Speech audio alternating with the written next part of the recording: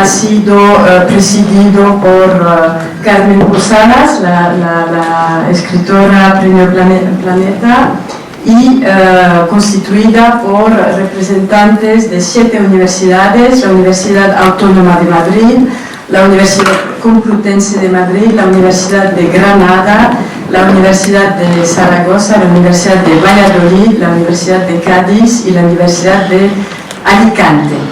Y estuvo presente también durante estas deliberaciones un miembro de la Academia Goncourt, el escritor Pierre Azoulin, a quien agradecemos todos. Ahora dejo la palabra a Diego, que representa a sus colegas de las diversas universidades para anunciar el resultado de las deliberaciones.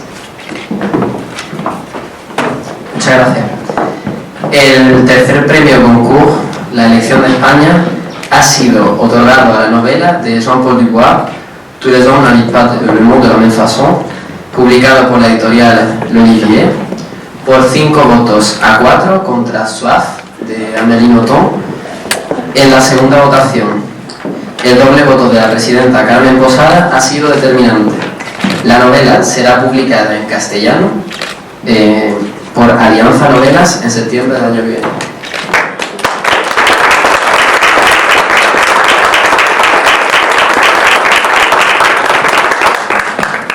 Dejo la palabra a la presidenta del jurado, Carmen Posada. Buenos días a todos. Bueno, primero decir que ha sido una discusión muy reñida, muy interesante. Quiero felicitar a los representantes de las universidades y a sus profesores, porque han hecho una labor extraordinaria. Para mí ha sido de lo más enriquecedor, y además ver qué son las cosas que ellos valoran y las que no les gusta nada.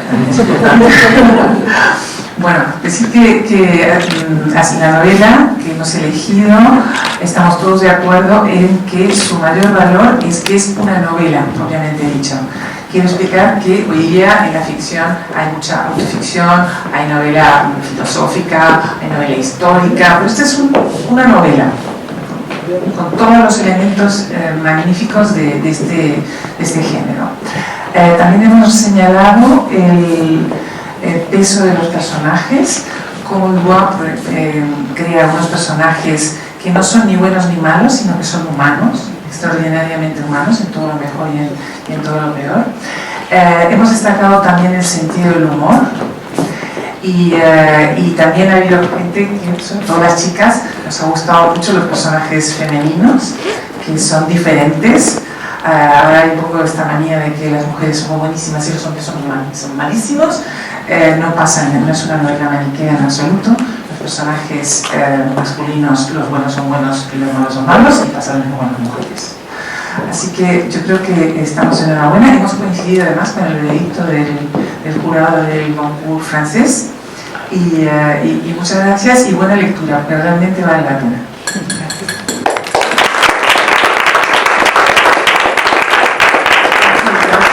La palabra a Pierre Azoulin. Muchas gracias, Pierre.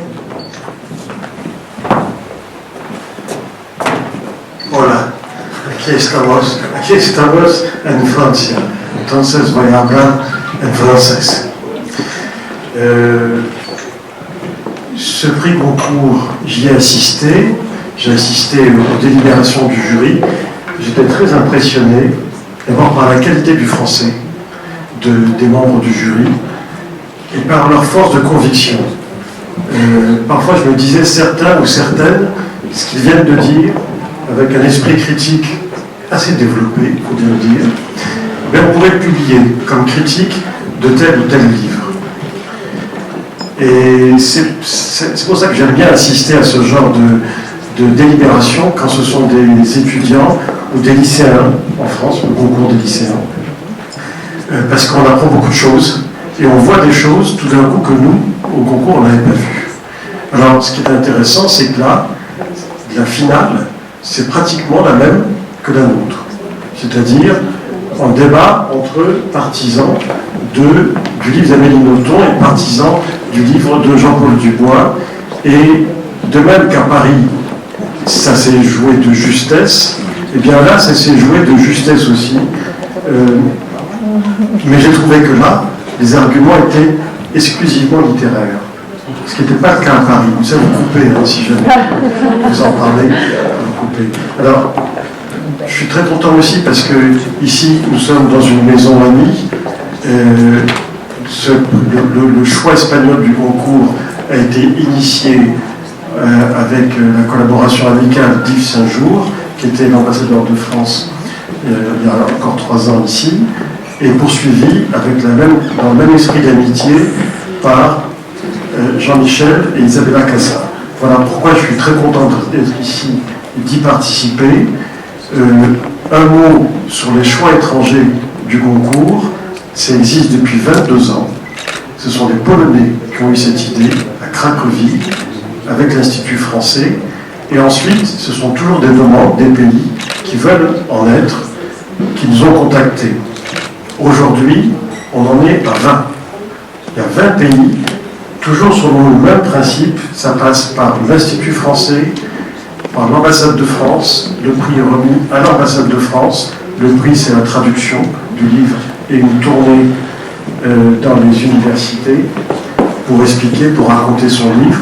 Je suis très heureux que David Diop soit là, parce que j'ai été de ceux qui ont beaucoup milité pour que son livre soit sur la liste jusqu'à la fin.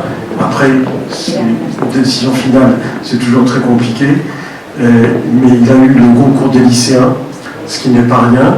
Je suis très impressionné, et on en parlera ce soir à l'Institut français, parce que la bande autour de son livre, il y a tellement de prix qu'il n'y a plus de place. Donc, ne lui donnez surtout pas un prix espagnol, parce qu'il n'y a pas où mettre. Après, on ne verra plus la couverture. Enfin, si vous pouvez quand même en donner. Oui, celui-là, il l'accepte. Mais, juste une dernière chose, les concours étrangers, c'est une grande fierté, parce que ça fait beaucoup pour le rayonnement de la culture de la langue française. Il y a 22 ans, quand l'Académie des concours a accepté l'initiative polonaise, elle n'imaginait pas qu'il y en aurait autant. Et je peux vous annoncer qu'il y en a actuellement 20, et que le 21e a été accepté lors de la réunion qu'on a eue hier à Paris. Et je pense que c'est quelque chose qui fera très plaisir à Carmen Posadas, puisque c'est l'Uruguay qui a fait une demande.